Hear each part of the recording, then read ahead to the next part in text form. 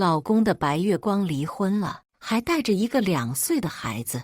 他未经我同意，就让白月光和孩子住进我们家。朋友圈里，白月光晒出一张我老公抱着孩子的背影，配文道：“老公出轨，我果断离婚，直接给宝宝换一个新爸爸，给自己换一个新老公呀！”评论区纷纷赞叹：“大女主爽文照进现实。”我气笑了，难道所谓大女主就是做小三？老公却不以为然，还让孩子叫我小妈妈。婉宁老公出轨了，她离婚一个人带孩子不容易，你也是女人，何苦为难女人？我帮衬她而已，可我偏要为难，不仅要为难她这个小三，还要为难她这个渣男。大家好，开始今天的分享之前，希望你能给人间烟火点个订阅，我将会分享更多优质的内容。我和许墨文结婚3年了，也没有孩子。查出怀孕的那天，我在家里特意布置了一番，等着许墨文回家，告诉他这个惊喜。等了许墨文1个晚上，我催着他赶紧回家，他却神神秘秘地跟我说：“老婆，你再等等，我给你准备了一个惊喜。”我心里很是不安。等到门口终于有了动静，我赶紧跑过去开门。许墨文怀中抱着一个孩子，身侧牵着一个女人。他郑重地向我介绍：“老婆，这是婉宁，这是婉宁的孩子，她不介意孩子认你做干妈，叫你小妈妈。”紧接着，他又哄着孩子：“来，宝贝，叫小妈妈。”他怀中的孩子眨着水灵灵的大眼睛看着我，我也看着那孩子的眼睛，冷笑一声。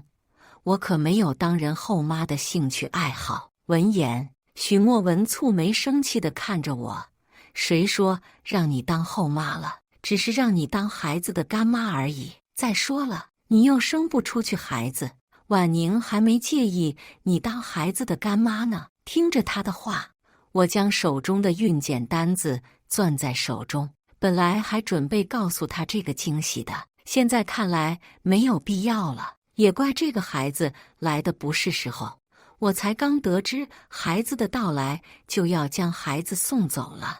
我冷着脸看着面前的人，3个人看上去宛若一家3口。许墨文怀中单手抱着孩子，另一手牵着身侧的何婉宁。何婉宁娇俏小巧，躲在许墨文身后，一副生怕我会吃掉她的表情。她扯了扯许墨文的衣角：“墨文哥，嫂子嫌弃我的话，那就算了吧。”许墨文冷冷地瞧了我一眼，侧身垂眸，温柔地看着何婉宁：“没事，我先送你和孩子回家。”那孩子搂着许墨文的脖子，还特意观察我的眼神。他开心地喊道：“太好了，爸爸要送我们回家了。”他送何婉宁回家，回来的时候时间将近凌晨。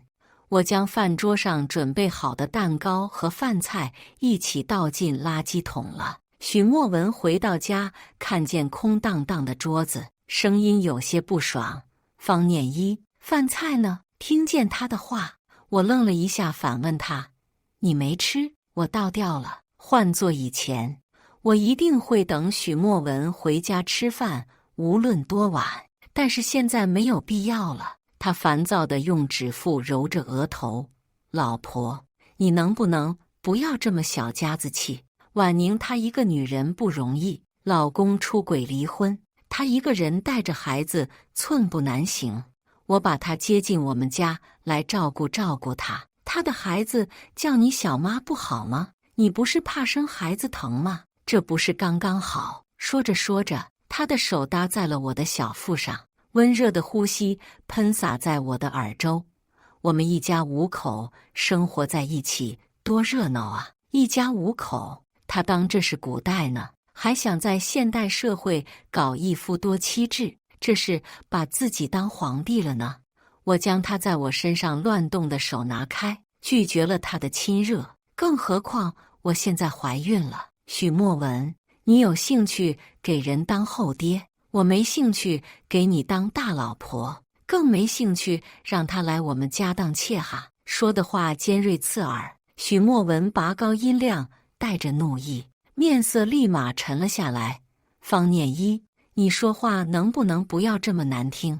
都说了女性要互助，你也是女人，又何苦为难女人？我帮衬她而已，你连最基本的仁慈都没有吗？他的态度让我觉得自己太可悲了。和他夫妻3年，陪着他从最艰苦创业走到今天，好不容易有了个孩子，他却带着小三登堂入室，还美名其曰要我照顾小三。许墨文语气带着不容置喙：你明天收拾一间房间出来了，婉宁母女住。不对，是2间。我不禁发笑，还收拾什么呀？我搬出去就好了，他们母女和你住一间多好啊！说完，室内安静许久，他表情低沉，眼神发狠地瞪了我一眼，转身就离开了。第2天早上，等待流产的时候无聊，碰巧何婉宁就在朋友圈发了一张照片，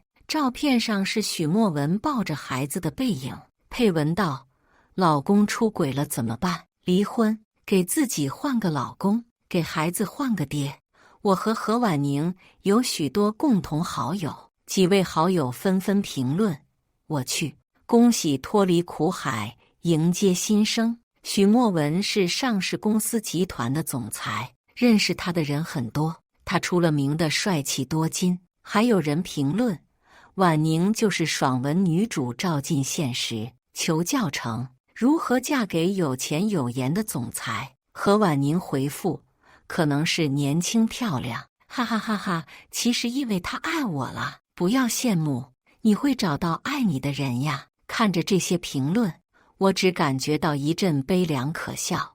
我顺手点赞评论：好巧，撞老公了！你老公挺眼熟的，和我结婚证上的老公长得一模一样。评论一发出去，熟悉的朋友都炸开了。在群里讨论我和何婉宁谁是小三，我直接在聊天群里甩出结婚证，还顺便在朋友圈也发了结婚证和婚纱照。当时我和许墨文结婚，没有婚礼，没有官宣。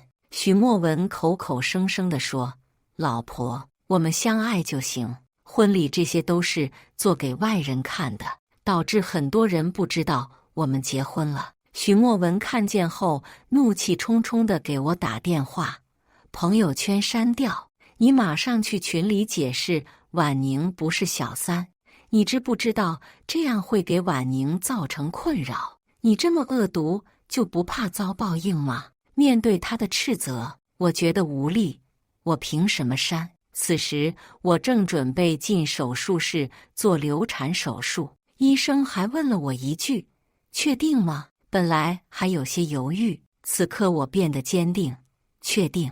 本来准备流产手术，但医生给我检查后，让我回家先养几天。现在月份太小，回到家我就看见许墨文双腿交叠，百无聊赖地在沙发上坐着，看见我时的眼神冷漠。方念一，最后给你一个机会，发朋友圈解释道歉，婉宁不是小三。在私底下和婉宁道歉，直到她愿意原谅你。我笑着拒绝：许墨文，我说的都是实话，我有什么错？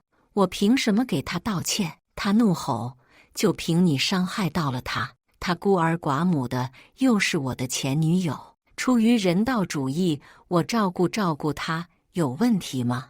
她这么大方，愿意让孩子喊你妈妈，你却小肚鸡肠，斤斤计较，像个泼妇。听见他的斥责，说的话毫无底线，让我忍不住委屈。结婚前，他想方设法地哄着我，夸我是全世界最温柔善良的女人。才3年啊，他就开始说我像泼妇，斤斤计较。我憋回眼泪，想哭，不是因为舍不得这段感情，而是因为嫁给他浪费了我3年的时间。我不愿道歉。许墨文硬生生扯着我将我拖上车。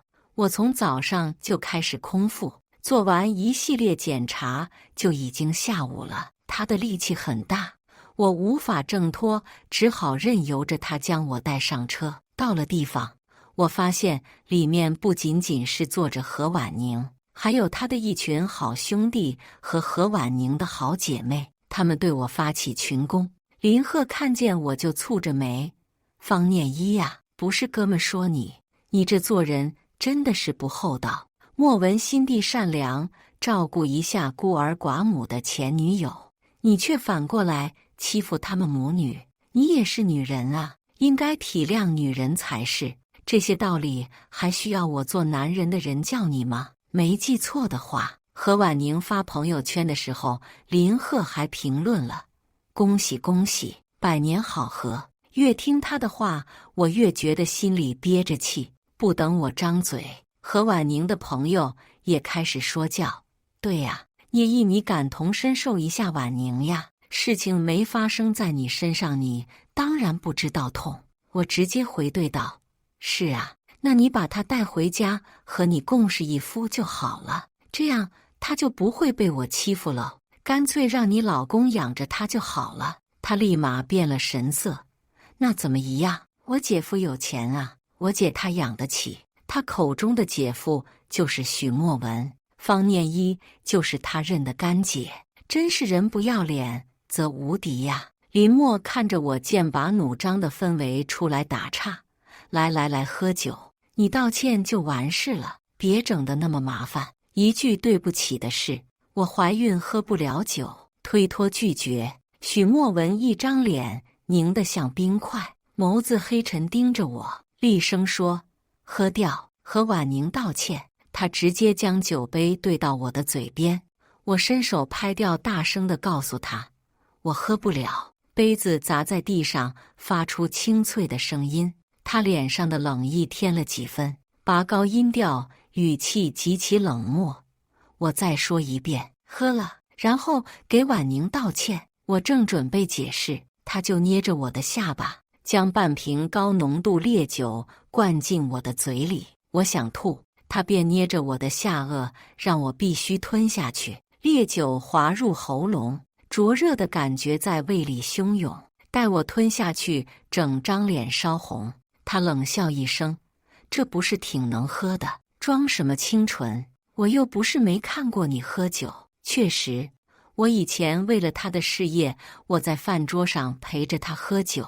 他谈生意，我挡酒，我可以把一桌子的人喝醉，这也导致我身体不好。以前我会喝酒，他夸我是他的福星，现在他说我不喝酒就是装清纯了。我身体摇摇欲坠，浑身难受的不行。几个人又在叽里呱啦地指责我，我转身离开。许墨文用力地拽着我，将我推倒在沙发上，尖利的桌角撞到了我的肚子上。摔下去的一瞬间，我疼到头皮发麻，头疼肚子更疼，在地上无法动弹。许墨文低声怒吼：“起来，别装死，赶紧给我道歉！”他上手用力地拽着我，猛地被拽起身。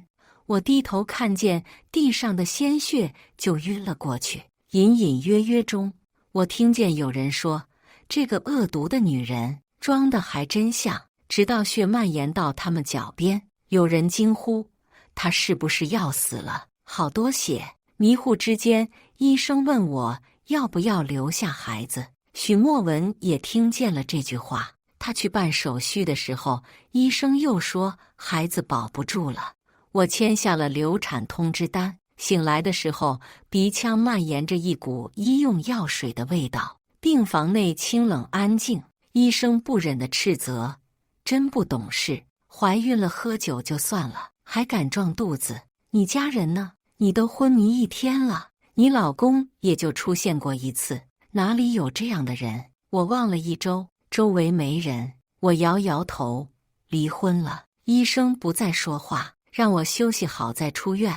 趁着住院期间，我联系好了律师，草拟了离婚协议。打电话给许墨文的时候，他着急忙慌：“老婆，你再等等，等我处理好了就来照顾你。”我笑着说：“等什么等啊？别等了，等你黄花菜都凉了。”老婆，别说气话，你等我将婉宁母女安顿好，先不说了，我忙先挂了。我笑了，自己的妻子流产住院，他还有心思照顾别人的妻女。挂断电话，我一个一个通知家人，告诉他爸妈我们要离婚，也告诉我爸妈我们要离婚的事情。刚开始父母还不能接受我要离婚的选择，直到我告诉他们，许墨文带着小三和小三的孩子登堂入室，还美名其曰让孩子认我做干妈，这是我的福气。我妈怒骂他，这福气他自己要吧，咱家可受不起。我再次给许墨文打去电话通知他离婚，没想到接电话的人是何婉宁，她声音温温柔柔，请问你是？墨文正在洗澡，她刚刚忙完，等会她洗完澡我再让她打电话给你，正好她也在。我心平气和地和她说话，通知她我要和她离婚，你也正好带上户口本，我们前脚离了，后脚你和他就可以领结婚证了。一个喜欢当三，一个喜欢小三，你们搭配在一起刚刚好。说这话的时候，正好许墨文也在旁边，他呼吸加重，似乎在压抑自己的情绪，声音低冷：方念一，亏我看着你流产，觉得对不起你，还准备将婉宁母女送走。你把我孩子打掉，我还没找你算账，你张口闭口就是小三，说话怎么这么没素养？想离婚是吧？我成全你，你别后悔。我后悔，真可笑。许墨文，孩子是因为谁没的，你应该心知肚明，你有什么资格怪我？应该是他们，别后悔。许墨文的公司表面上是他在处理，实际上背后的控股人是我，掌握实权的人是我。离婚后，我至少带走1半以上的资产，何况他是过错方，法律只会给我判多，不会判少。打电话的时候，妈妈也在边上，听着我们的对话，妈妈红了眼眶，默默地给我收拾东西。走，咱们今天出院，明天就离婚。我依偎在妈妈怀里，爸爸默默地将我的行李推走，一言不发。提前出院1天，妈妈到医院帮我办理手续，拿药，看见了许墨文。她急匆匆去我的病房，看着空荡荡的病房，她的表情有些慌张，到处咨询护士，我人去哪里了？护士蹙眉看着她，你谁呀？和病人什么关系？她语气急促，我是她老公。听见这话，护士忍不住笑了。她哪里来的老公？她老公就没出现过好不好？问了好多人，直到最后一个人告诉她，别找了，她昨天就出院了。你是她老公，连自己妻子流产出院都不知道吗？妈妈将看见的一切转述给我，才刚刚说完，我父母前脚出门，后脚许墨文就来到了我父母家门口，拼命敲门。他大喊我的名字，声音紧张慌忙：方念一，你出来！老婆，你出来！开门的时候，我冷静地看着他，将离婚协议丢在他身上。你来了刚好，签字离婚。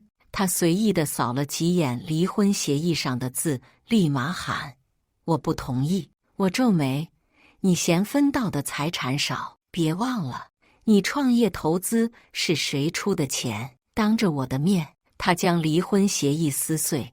不是，我不同意离婚，日子过得好好的，离婚做什么？你这不是让我父母担心，还让你父母担心。他们都多大年纪了，知道我们离婚肯定受不了这刺激。我摇头拒绝。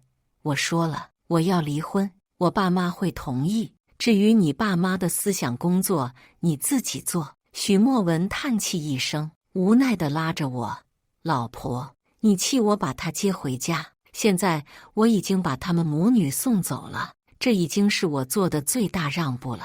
我把她安置在离我们家远的地方，你见不到她的，这样就不会生气了。正巧我不知道她将何婉宁母女安置在哪里了呢，这几天也没调查到。我顺势答应要和她回家。回家收拾户口本、房产证，跟父母说了一声，我回到原本居住的别墅。到家的时候，他亲昵地搂着我，被我推开，他满脸开心。老婆，既然你不喜欢他的孩子，我们自己要一个就是了。我没有理他，只是埋头做自己的事情。回到家后，许墨文3天2头外出，不要想也知道他上哪儿去了，当然是去给何婉宁母女当苦力了。这几天跟着他，我找到了他们母女住的小区。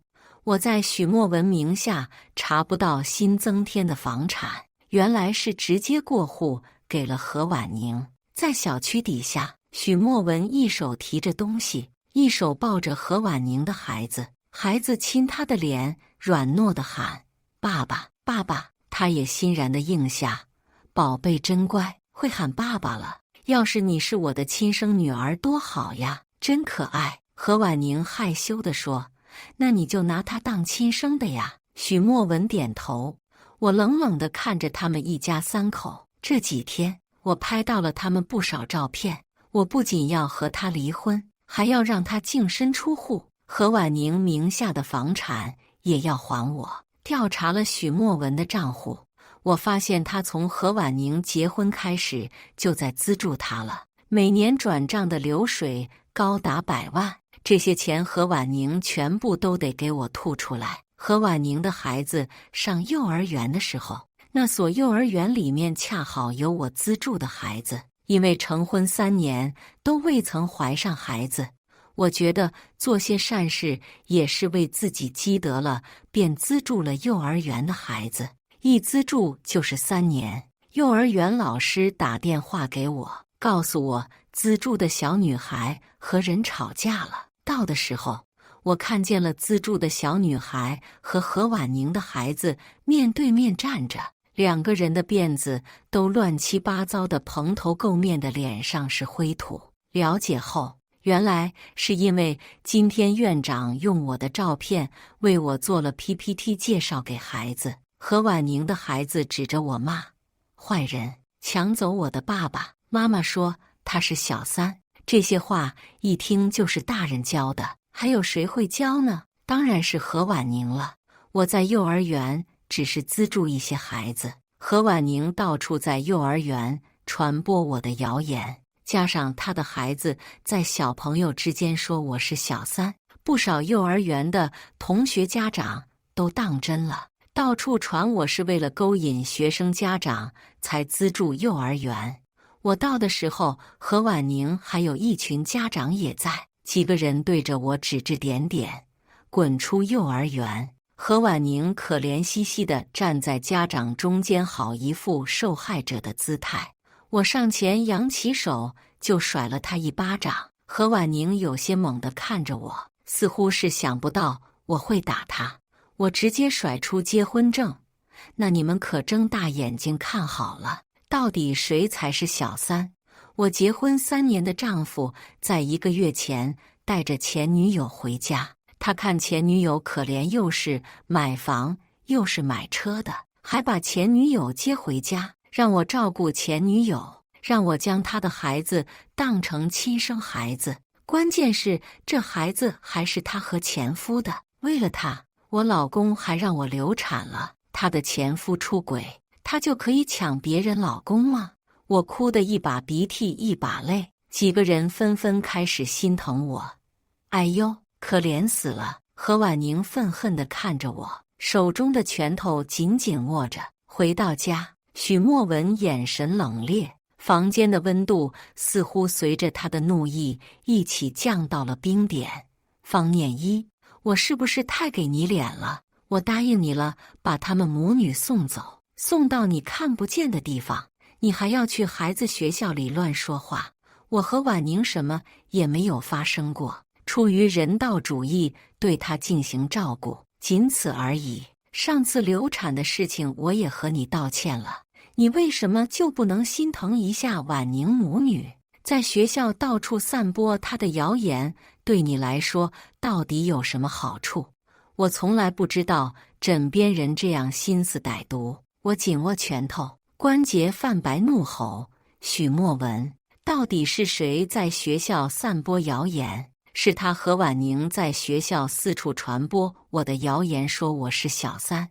我不过是拿出结婚证证明自己的清白，怎么就变成我欺负他了？行了，现在就去离婚，没什么好说的。既然你这么护着他，我给你机会，让你光明正大的护着他，给你机会让你做护花使者。提到离婚，许墨文又不吱声泄气了，揉着眉眼。行了，我也累了，这次就算了，希望不要再发生下一次了。我心平气和地看着他，笑了笑。谁和你算了？什么算了？那我失去的孩子，谁来给我算一下？你逼着我喝酒的时候，逼着我道歉的时候，他在朋友圈官宣一副正宫的样子，将我架在火架上烤的时候，凭什么这么轻易算了？说完，他无措地站在原地想解释，薄唇开合又闭上。不是，孩子的事情是我对不起你，我跟你道歉。行了，今天晚了，不想和你说了，休息吧。我早就已经把他们母女送走，断了联系，你可以放心了。你也看见了，我没有带他们回来过，他是没带他们母女来了，因为他在外面给人家买了套房子呢，他倒是睡得着呀。次日清晨，我直接找到何婉宁家里，搬出去，给你半天的时间，你看看是要自己请人搬呢，还是我请人搬你搬？看在你孤儿寡母的份上呢，我给你喊人搬也不收你搬家费了。何婉宁颤颤巍巍地跑到阳台打电话，语气快要哭了，整个人红着眼。快来，我害怕他，呵呵，一看就是搬救兵来了，我倒是期待呢。环视了这个家一圈，真是温馨呢。墙壁上挂着他们3个人的合照，看上去像极了一家3口。而我才是那个最不应该插进来的外人。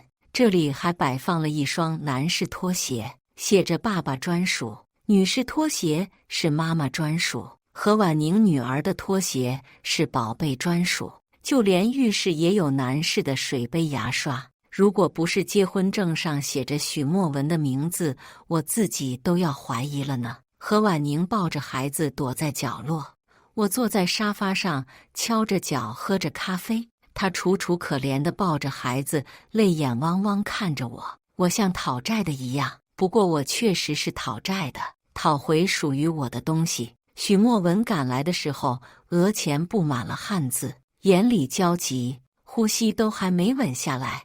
我以为他会直奔那对母女，却想不到他抱着我。老婆，我可以解释的，你不要生气，听我解释一下好不好？我推开他，点点头。行啊，解释吧，解释一下你是怎么活在古代，把自己当皇帝的，还养外室养小妾呢？许墨文眼神慌乱，拉着我的手。不是的，你流产后，我怕你看见何婉宁母女不开心，我就将他们带到这里了。我本来是想告诉你的，但是我又怕你不开心，所以没说。你真的不开心了？好笑，谁遇见这样的事情会开心？老婆，我们走。何婉宁上前抱住他。墨文，别走，你不会抛下我们母女的，对不对？你别离开我。我被出轨，带着一个孩子，无依无靠的，已经很可怜了。我不想再失去你了，求求你了。我期待地看着许墨文，双手环抱胸前，饶有趣味地看着眼前的人。你可千万别走啊！走了谁照顾他们母女呢？你说的，他们母女孤苦无依的，我不应该不体谅他们，我应该心地善良一些，容纳他们。听见这话，许墨文眼神闪过一丝喜悦，接着我下一句话直接往他头上泼冷水。所以我决定大度一点，离婚，将你送他了。我指着何婉宁，你立马搬家，这是我们夫妻共同财产，我会起诉的。说完，我扭头就走。许墨文追了出来，何婉宁追着他，他也没有任何停留的迹象，拼命地追着我。我上车，猛地踩下油门离开。许墨文追着我的车，爬我的车门，车窗外，他神色害怕担心。老婆，听我解释好不好？你等我。车速越来越快，他不小心摔倒在地上。后视镜里，我看见何婉宁上前扶起他，被他甩开。滚，别碰我！这些天，许墨文到处打听我的消息，我正准备起诉他，想办法让他净身出户。对付一个不讲理的人，就应该直接举起法律的武器。除了离婚，父母还给我介绍了不少优秀的男生，看了一圈，我觉得都一般般。与其将就，不如一个人过得自由快活。这期间，我去了一趟国外，找不到我，许墨文就找到我的父母，拼命献殷勤。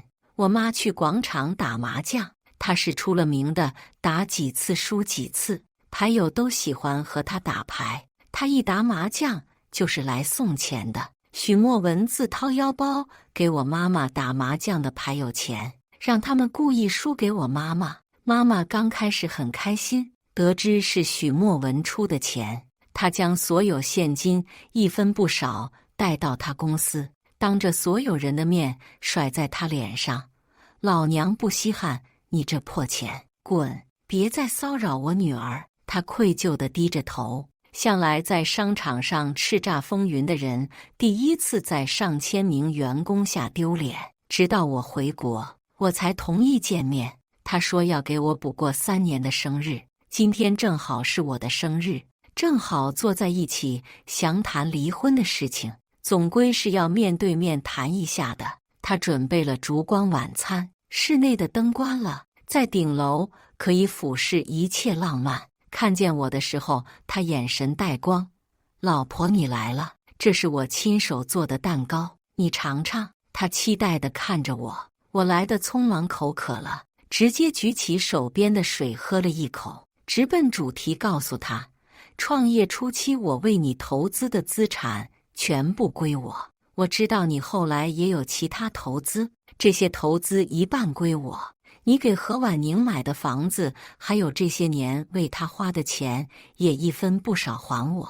这是我们夫妻共同财产。许墨文急切告诉我，老婆，我和他断了联系，那套房子的名字我也改到你名下了，我把他所有的联系方式都删掉了。你看看，我把他拉黑了，也表明了让他以后不要再来找我了。他硬要将手机塞到我眼前，你看，我烦躁地将他手机推开，没必要。推搡之间，我不小心将他的手机甩在了地上，清脆的声音响起，显得我们的氛围更加诡异了。他笑着解围，没事没事，旧的不去，新的不来。今天是你生日，我们不说那些不开心的事情了，这是我为你准备的礼物。这一桌的菜都是我亲手做的，我明白了这些年你等我的不容易。老婆，快吃这个蛋糕，我做了1个下午。他将礼物摆在我眼前，之前3年的生日、各种纪念日、节日，我的礼物都是他让助理随意挑选的。我淡淡地看着礼物和蛋糕，他赶忙解释，这是我自己选的，你不喜欢的话我再买别的。他用叉子递蛋糕到我嘴边，我推开，蛋糕同礼物扫落在地上，我们都愣了一下。他立马冲着我笑笑，没事，我捡起来就好了。蛋糕我重新做1份，你等我，我去做。我拉着他的手，别忙活了，我走了。离婚协议看好签字，明天10点民政局见。离开时，我余光看见他捡起地上的蛋糕塞进嘴里，蹲在那儿小声地哭。民政局门口见面的时候，他身着西装，还有锃亮的皮鞋，右手戴着我们的婚戒，怀中捧着一束玫瑰花。他缓缓向我走来的时候，我顿时感到烦躁。他举起花向我求婚，我毫无触动，他眼里全是害怕和期待。我第一次见他发抖。哦，不，上一次我流产，他抱着我去医院的时候，他也在发抖。可是他选择了去安置何婉宁母女2人。我面无表情地看着他，看着他深情告白：老婆，之前的事情是我错了，一直没有给你一场婚礼，让我们之间的误会存在了这么久，也是我识人不清，对不起你，请原谅我，重新嫁给我一次好不好？他眼里深情款款，语气温柔。我和他之间没有求婚，更没有婚礼，只是一本结婚证，就让成为夫妻，也是便宜他3年了。3年前该做的事情，现在来不及了。他看着我，我冷冷地笑了笑，笑得讽刺。他眼尾的笑容也渐渐变得僵硬。老婆，原谅我一次，嫁给我好吗？我拧开手中的矿泉水瓶，一把泼在他脸上。你最好清醒清醒！你说我不体谅何婉宁，那我带前男友和前男友的孩子住进我们家，让你伺候他，你能原谅吗？许墨文僵硬地站在了原地。我被何婉宁造谣小三的时候，你有想过舆论对我的伤害吗？我的孩子被你亲手弄死的时候，你想过对我的伤害吗？他低着头，嗓音沙哑。